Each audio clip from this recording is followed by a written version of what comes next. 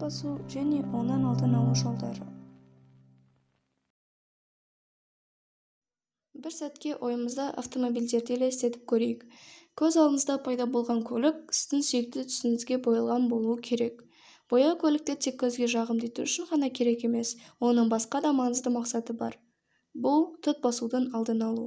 Темір мен болат оттек пен ылғалмен реакцияға түскенде тот пайда болады. Тоттану темір мен болаттың коррозияға ұшырау үрдісін білдіреді. Коррозия ұғымы металдың қоршаған ортада ыдырауын сипаттайды. Біз металды тот басып жатыр дегенде, оның су және оттегімен реакцияға түскендегі түзілетін сәйкес оксидтерін білдіреміз. Бұл үрдісті тәжірибе жүзінде анық көре аламыз.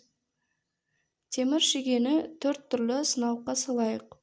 Біреуін шеге батқанша кәдімгі құбыр суымен толтырамыз. Екіншісіне құбыр суымен қатар жарты қасық натрий хлоридін ас тұзын қосамыз да, натрий хлоридін толықтай еру үшін жақсылап шайқаймыз. Үшінші сынауға жақында қайнатылған су құямыз да, жұқа қабат болатындай сұйық май қосамыз. Су қайнатылғанда еріген оттегі буланады, ал май қабаты ауадағы оттегінің суда еруіне жол бермейді. Соңғы сынауға бір қасық кальций хлоридін қосамыз, ол ылғалды айыруға көмектеседі. Осылай бірінші шынауықтағы шеге оттек және сумен әрекеттеседі. Екінші шынауықтағы шегеге оттек, ылғал және тұз әсер етеді. Үшінші шынауықтағы шеге тек сумен әрекеттесуі мүмкін. Ал төртінші шегеге тек оттегі әсер етеді. Барлық 4 сынауықты тығынмен жауып, 1-2 күнге қалдырамыз. Нәтижесінде біз бірінші және екінші шынауықтағы шегелердің тоттанғанын көреміз. Әсіресе, екінші шегені біріншісіне қарағанда көбірек тот босады. Оған қоса тот екінші шегеден бөлініп түседі. Біз осы сынауықтардың түбіне жиналған қызыл қоңыр тұнбаны оңай байқай аламыз. Үшінші және төртінші шынауықтардағы шегелерді тот басқан жоқ.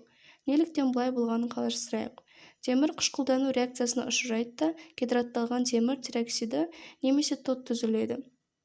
Тұз бен қышқыл осы реакцияда катализатор рөлін атқарады. Сол себептен екінші сынауықтағы шеге бірінші шегеге қарағанда көбірек тартылады. Металдардың тотталуы өте көп шығын әкелуі мүмкін. Себебі әрдайым тот басқан темір немесе болатты ауыстырып отыру қажеттілік туындайды. Алайда ылғал мен оттектен қорғалмаған аймақтың тотталуын бояу арқылы алдын алуға болады. Тот болдырмаудың басқа жолы қорғаныш май қабатын жағу. Бұл велосипедтердің шынжыры үшін пайдаланылады. Қозғалыстағы бөлшектерді майлау үйкелісті азайтып, тоттану үрдісін әжейтеді. Күресудің тағы бір әдісі кальванизация деп аталатын құрбан ету қорғаныш түрі. Реактивтілік кездесіне назар аударайық. Мырыштың темірге қарағанда реакцияға түсу қабілеттілігі жоғары. Ал су оттегімен әрекеттескенде мырыш темірден жылдамырақ тотталады. Егер біз мырыш пен темірді қосатын болсақ, мырыш темірді сақтап қалып, өзін құрбан етеді. Әдістің атауы осыдан пайда болған. Кальванизация кемулі жасауда қолданылады. Мырыштың қышқылдануы келесі реакция арқылы беріледі. Кальванизация әдісін тоттанудың алдын алуынан басқа да тиімді жақтары бар. Түзілген мырыш оксидін қабаты алынып тасталып, жаңадан ашылған мырыш тағы да тотталады да, осыдан темір мен болат корпусы қорғалады.